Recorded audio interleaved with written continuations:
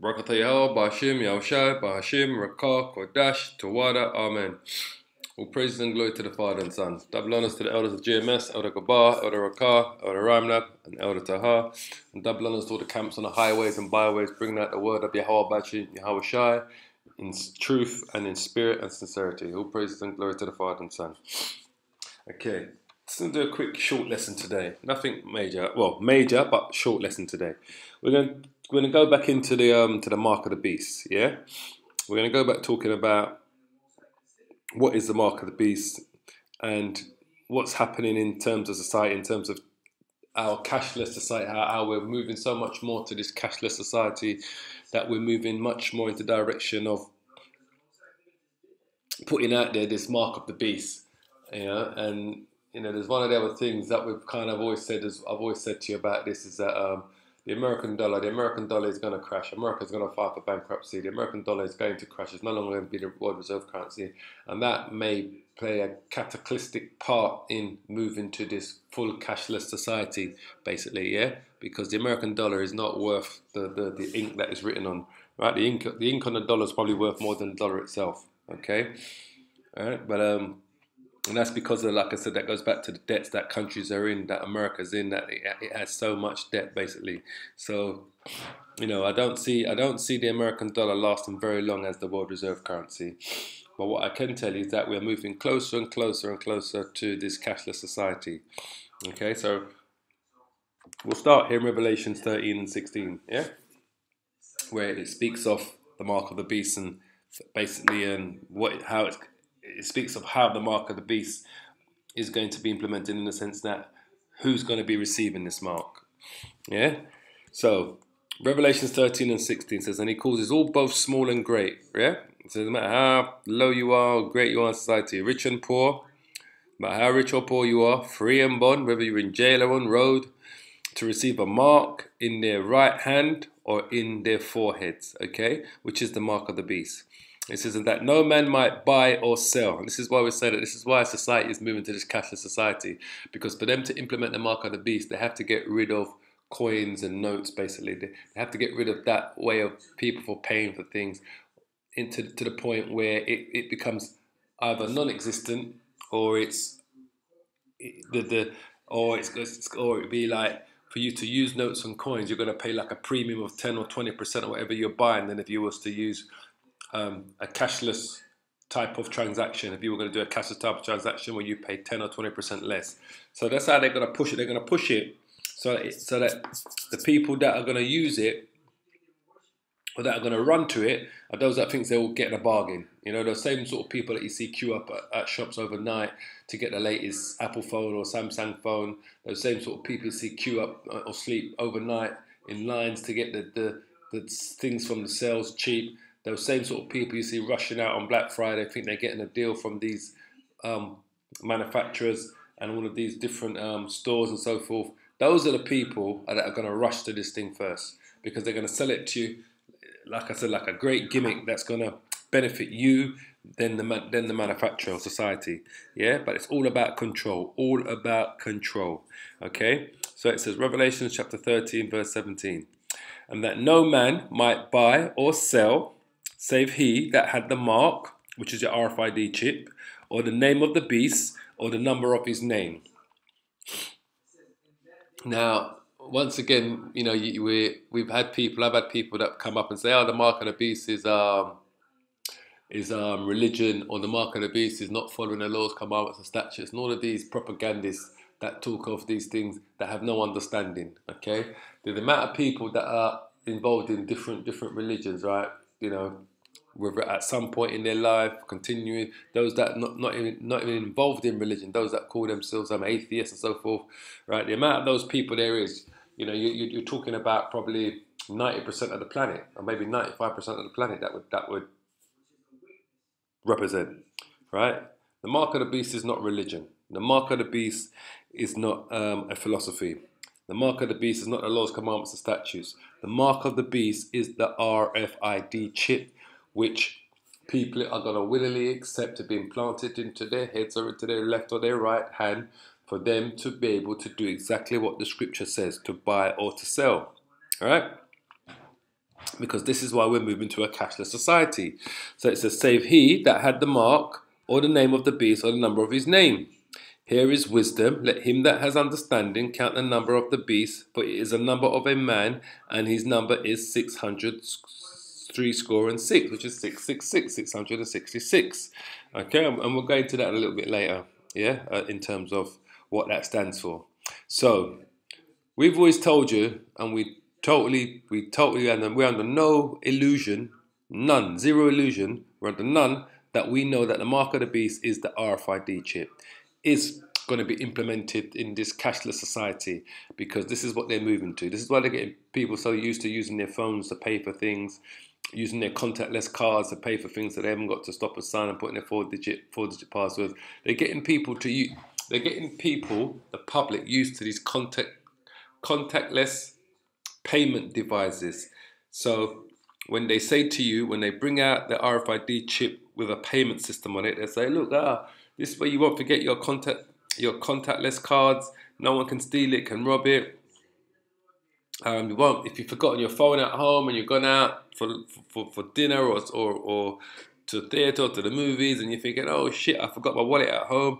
Well, you'll have all your payments will be on your RFID chip, which they would have implanted into your left or right hand, right, or into the back of your head, right? So we know that the mark of the beast is the RFID chip, right? So I'm going to just give you a little video on what's going on in Sweden, right? Sweden is considered to be the first total cashless society on the planet, all right?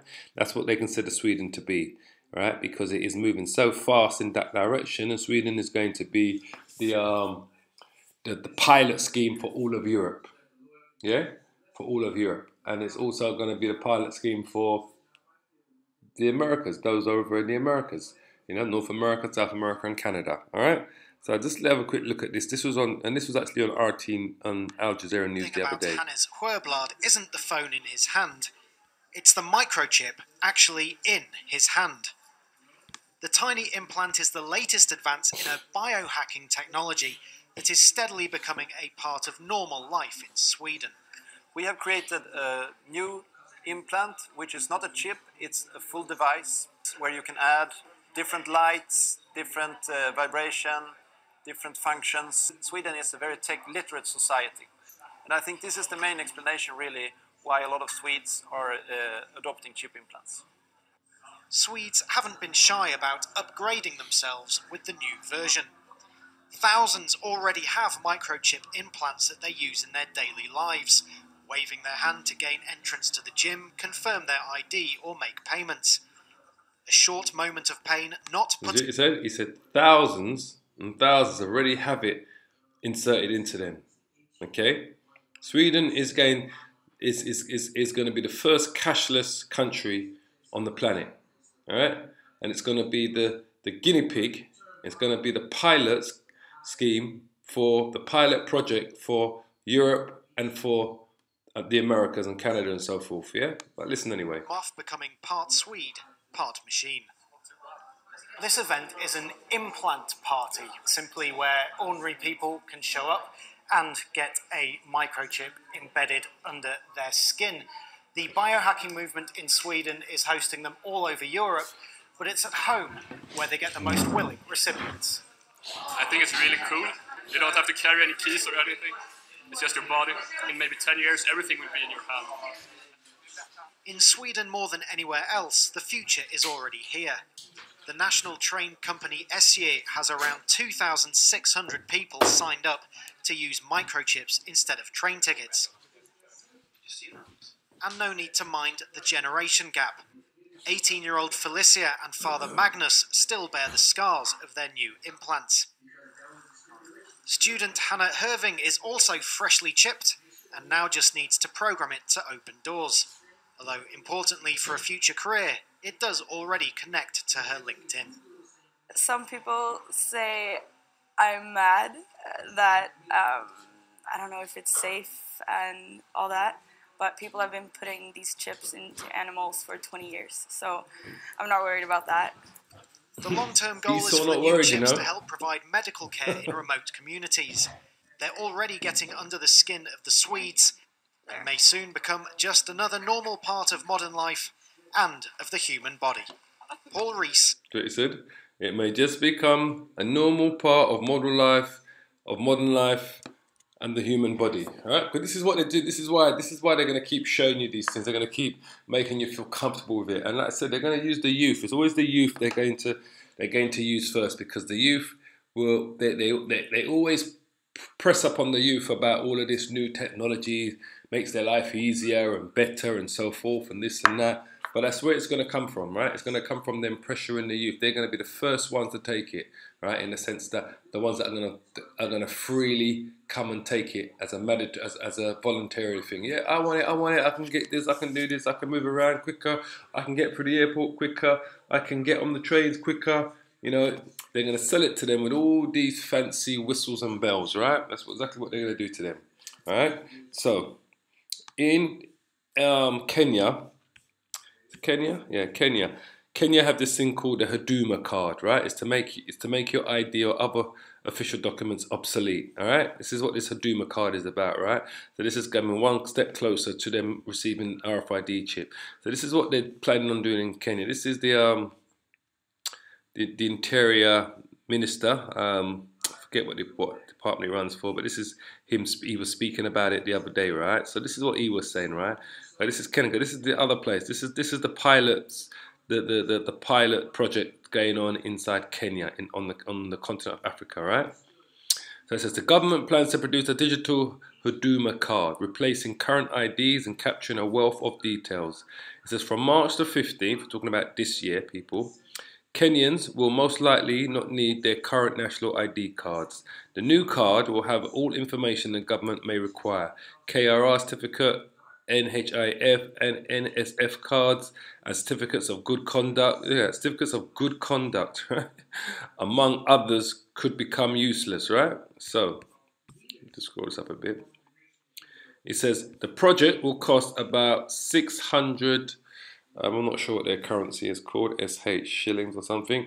Each person will have a unique number. The Interior Minister says this will bring order to the identification of persons. Current data are inconsistent, right? Because like I said, it's all about control. It's all about control. So in Kenya, they're moving to the Huduma card, right? The Huduma card is just one step away from the actual having the chip inserted in them, right? Because the Huduma card is going to have all this information in it, all right? Instead of having all of these 6-7 different cards.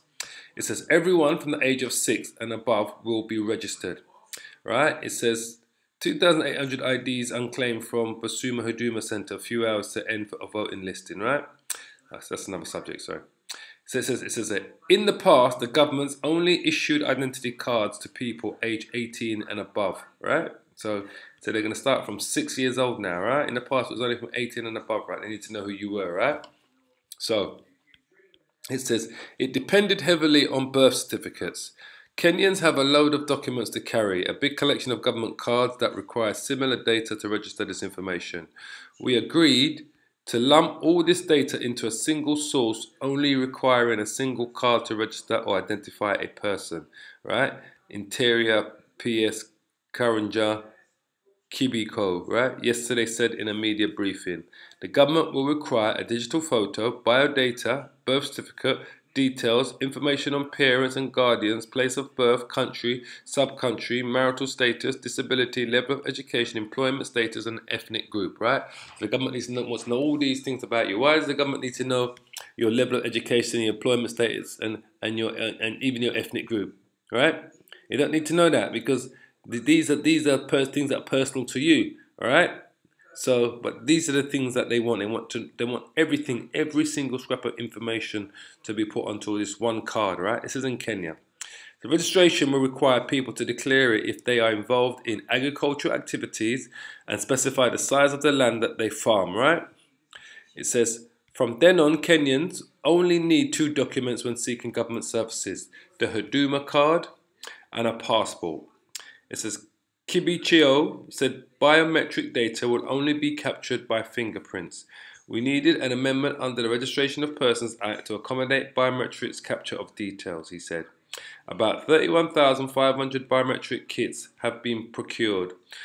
Before the countrywide rollout of the project next month. The ministry will run a pilot phase this month. It will involve 15 counties and 40 sub-counties. Registration will be done by registration officers in the sub-chief's office or can be done manually before one goes for fingerprinting scanning. The pilot will run for 2 weeks, Kibi Cho says, right? So this is what the yeah. Well, sorry.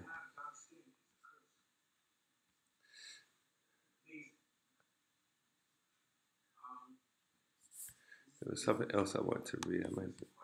I was reading this article. No, this is yeah, I think it was this one here.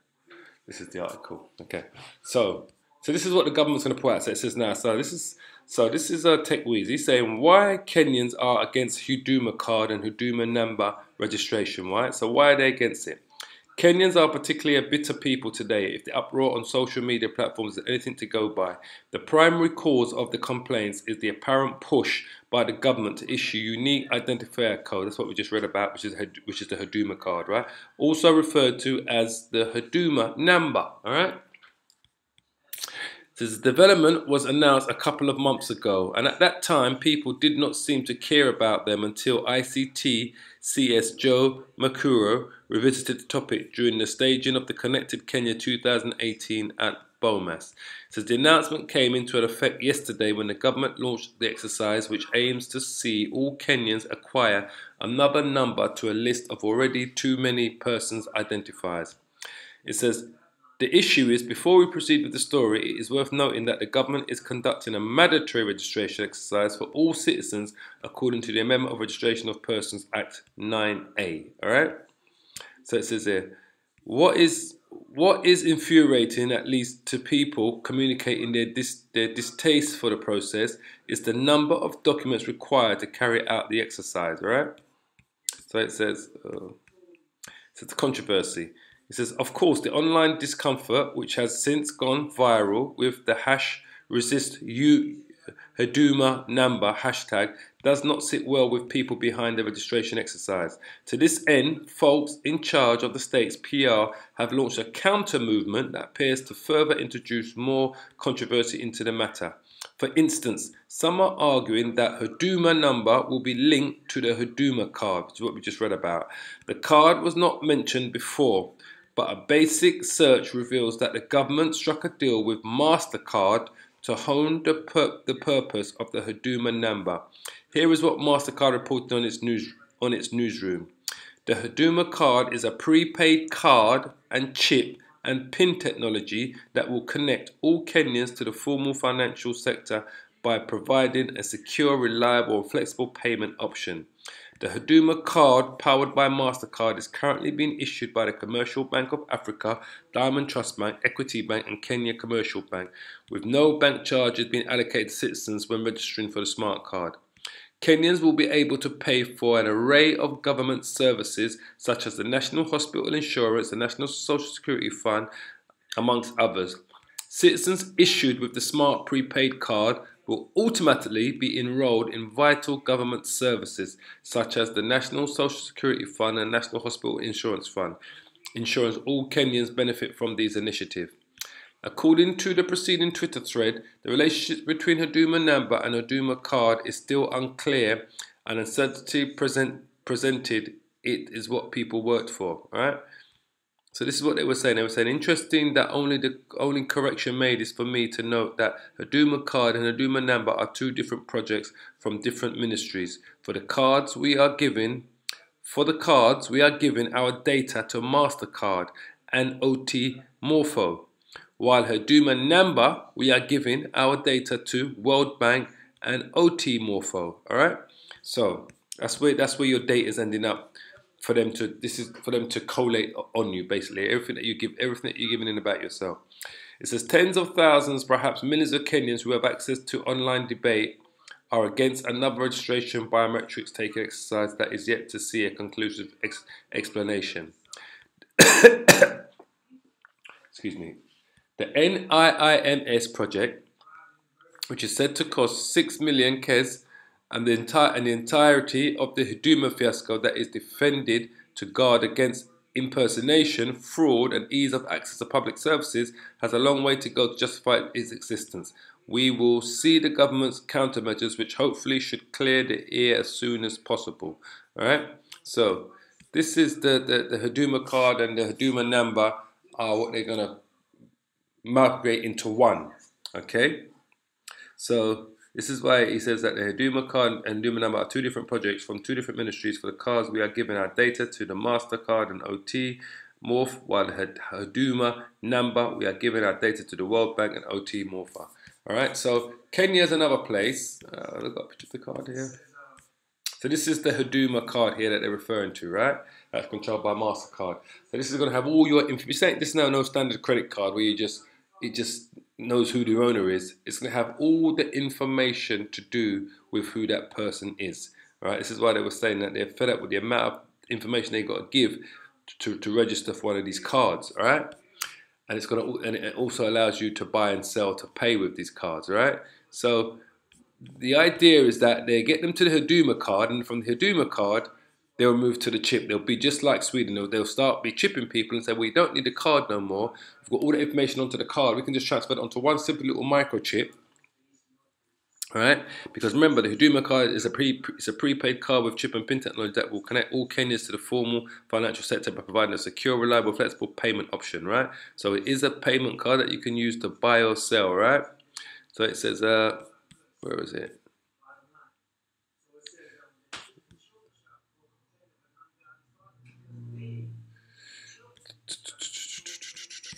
So if we go back to the article I was reading, this one here, where it says a Huduma card for ID payment, and he was saying here, Kenyans have a load of documents to carry, a big collection of government cards that require similar data to register this information. We agreed to lump all this data into a single source, only requiring a single card to register or identify a person. All right.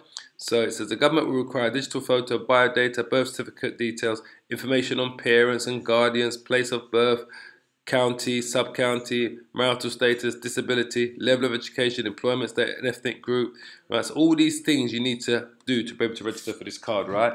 If you're signing up for a normal, just a normal standard credit card online, all you're going to put in is your name, your address, where you live, and your birthday. That's about it. So, but this, they want everything. They want to know everything about you, which just shows you that this ain't just your bulk standard credit card, ID card. This is everything rolled into one. Your ID, just like it says here, your information on your parents, your guardians, your place of birth, your county, your subcounty, your marital status, your disability, your level of education, your employment status, and the ethnic group. It's everything to do with you, all right? And so, let's go back to scripture. So it says, and he causes all, both small and great, rich and poor, free and bond, to receive a mark in their right hand or in their foreheads.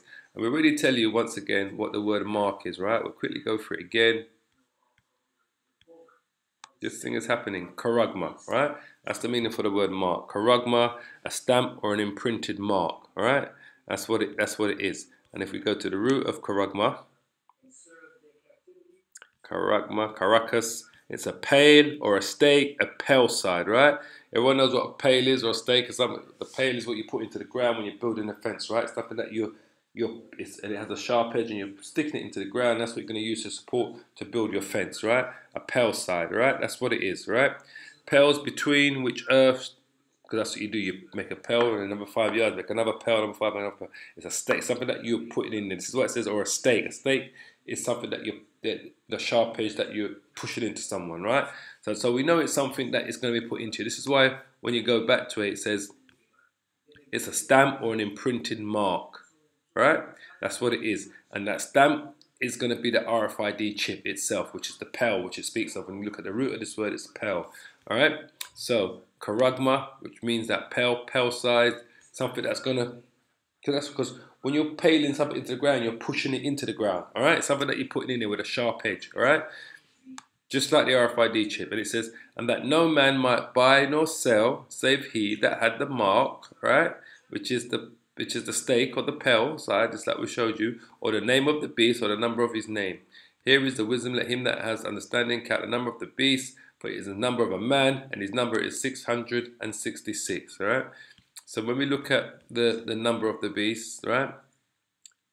Stigma, chai stigma. Yeah, make sure you hear it. Strong's G 5516. 5516. Chai, Xi, stigma. Chai, Chai, Xi, stigma. Stigma. All right. So we look at what the word stigma means, right? 666, the meaning of which is the basis of much vain speculation, is what they say, right?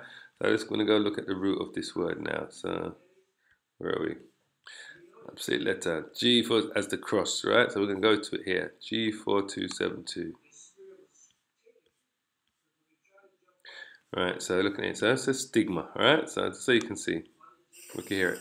Strong's G 4742. Stigma. Stigma. Yeah.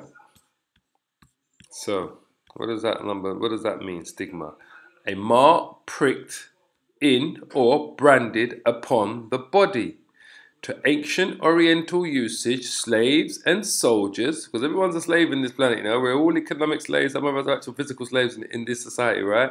Slaves and soldiers, and you know who the soldiers are, your policemen, your actual soldiers in the army, in the navy, in the what do you call it? You got the army, you got the navy, what's the other branch of them? The Air Force, right? So you got slaves and soldiers bore the name or the stamp. All right, remember we showed you what it says. We went to Mark, sorry.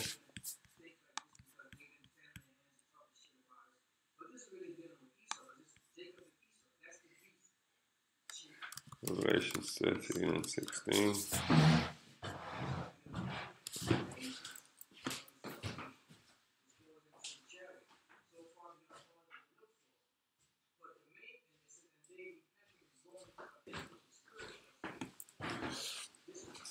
Alright, so remember we looked at the word mark, and it causes all, both small and great, rich and poor, free and bond, to receive this mark, right?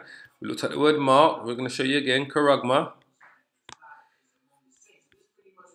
Let you hear it. Strong's G 5480. Charagma. Charagma. Right, a stamp or an imprinted mark, alright? So we look at the word stigma, right? 666, a mark pricked in or branded upon the body. To ancient Oriental usage, slaves and soldiers bore the name or the stamp, which is the mark, of their master or commander, branded or pricked, see it says cut, into their bodies to indicate what master or general they belong to. And that's what they're going to do, alright? And there were even some devotees who stamped themselves in this way with the token of their gods. All right. So you got to remember, we give an example of the devotees now. All right. The was it the Mexican, the Colombian? I'm going to show you the Colombian,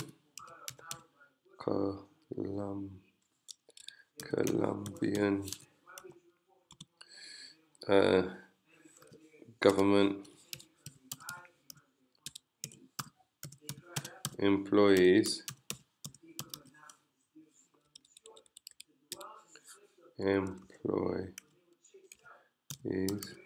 RFID chip. Alright, we're going to show you.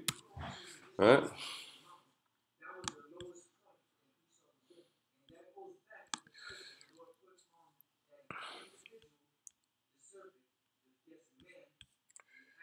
Is it here?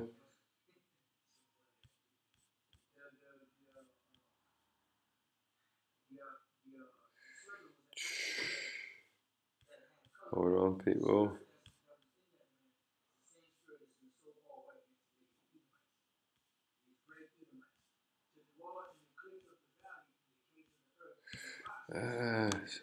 Where is it?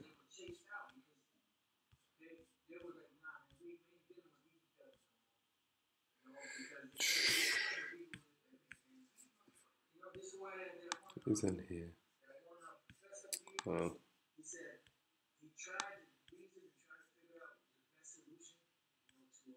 Government senators.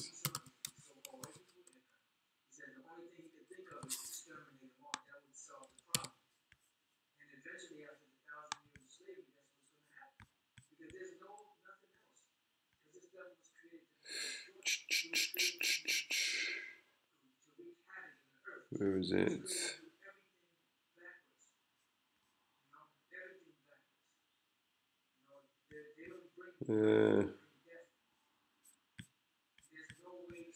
Is it in this article? I haven't gone past it. Sorry, people. I'm going to show you.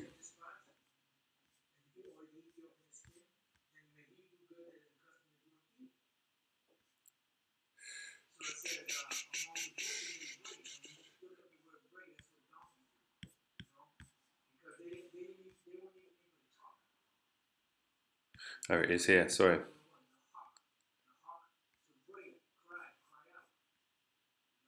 Right. So it says there. So if we go back to stigma, it says here, and there were. It says, okay, start begins. It says, a mark pricked in or branded upon the body to ancient Oriental usage, slaves and soldiers bore the name or the stamp of their master or commander, branded or pricked, cut, right, which means something will be inserted into you, into their bodies to indicate what masters or general they belong to. And there were even some devotees who stamped, there were some devotees that stamped themselves in this way with a token to their gods. Alright, so I'm going to show you modern day devotees, right, that have been printing themselves with a mark.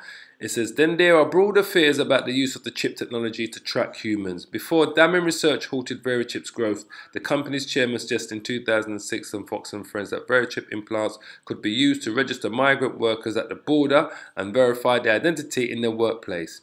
It says that same year, listen carefully, former Colombian President Alvaro Uribe reportedly proposed to then Senators Arlen Specter and Jeff Sessions that the chips could be implanted into Colombian workers before they entered the United States for seasonal work. Meanwhile, some fundamentalist Christians communities remain convinced that the microchip implant is the manifestation of the biblically portended mark of the beast. And there was another article, I think it was the Mexicans, right? Was it? Yeah, it was. It was a Mexican senators RFID chip. I'm sure it was them that had it put in them.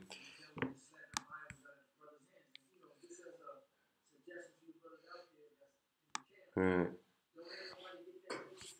The Mexican man. Right. Mexico City. Security has reached a subcutaneous level of Mexico's Attorney General, and at least 160 people in his office, they have been implanted with microchips that get them access to secure areas of their headquarters. It's a pioneering application of a technology that is widely used in animals but not in humans, right? What it is now. Mexico's top federal prosecutors and investigators began receiving, listen carefully, chip implants in their arms in November in order to get access to restricted areas inside the Attorney General's headquarters, said Antonio Aceves, General Director of Solosat, the company that distributes the microchips in Mexico. Attorney General Rafael Macedo de la Concha and 160 of his employees were implanted at the cost to taxpayers of $150 for each rice grain chip size. All right? It says more are scheduled to get tagged in coming months, and key members of the Mexican military, the police, and the office of President Vincent Fox might follow suit. As Ives said, Fox's office did not immediately return a call seeking a comment, right? So just to show you, these are the people, right, today, when it says here, and there were even some devotees who stamped themselves, who had the mark imprinted on them themselves in this way with the token of their gods, right? So these are your modern day devotees, right?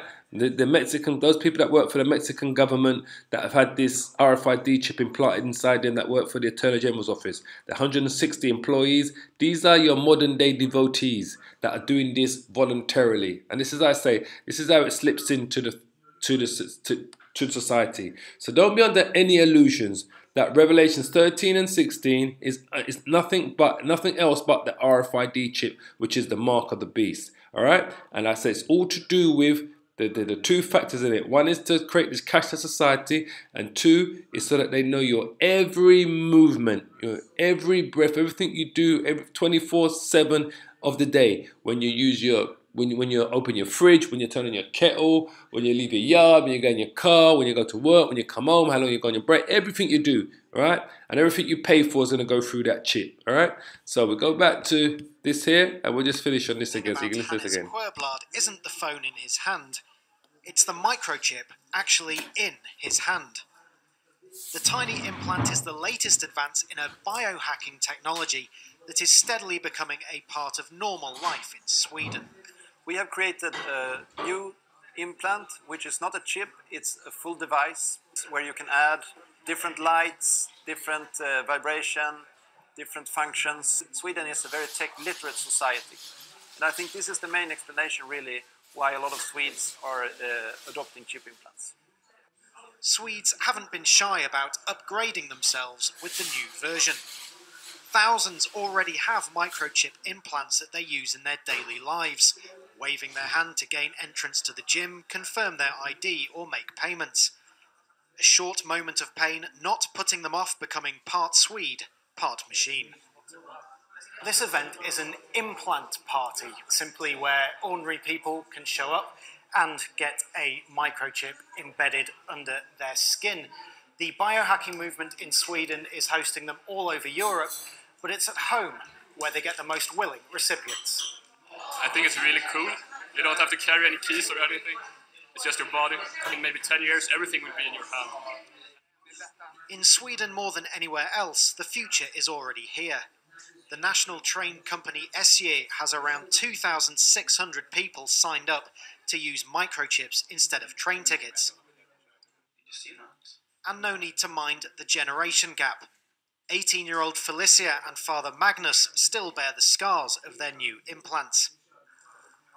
Student Hannah Herving is also freshly chipped and now just needs to program it to open doors.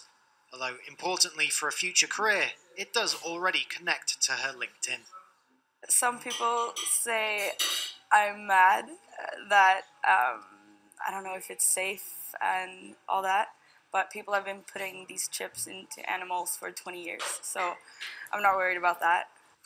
The long-term goal is for the new chips to help provide medical care in remote communities. They're already getting under the skin of the Swedes and may soon become just another normal part of modern life and of the human body. Paul Rees, Al Jazeera. So, just so you see, this thing is coming. This thing is coming. This mark of the beast is on its way. It is nothing. It's not religion. It's not philosophies. It's not the Catholic Church. It's not the Vatican. It's not Lord's commandments and statutes. It is the microchip, which is the RFID chip. Some people know it as the NFC chip. This is what the mark of the beast is, right? So that was just an update on what's going on. It's showing you in Kenya, they're going to use those, that they're getting everyone's information data on this new payment card. It's a payment card, remember? Whatever they want all your personal information to be put on a payment card, all right? Right? Remember, this is what they were saying in Kenya, that they want all of your information. The government will require digital photo, biodata, birth certificate details, information on parents and guardians, place of birth, county, subcounty, marital status, disability, level of education, employment status, and ethnic group. All of this to put on a card that they're going to use in Kenya that's going to be used as a payment card, right? From that payment card, it goes to the chip, all right? So, just so you understand, this thing is coming. This thing is coming. So on that note, all praises to Yahweh, Ba'Hashem, Yahushai, Ba'Hashem, Rekah, Kodash, Tawada, Amen. All praise and glory to the Father and Son.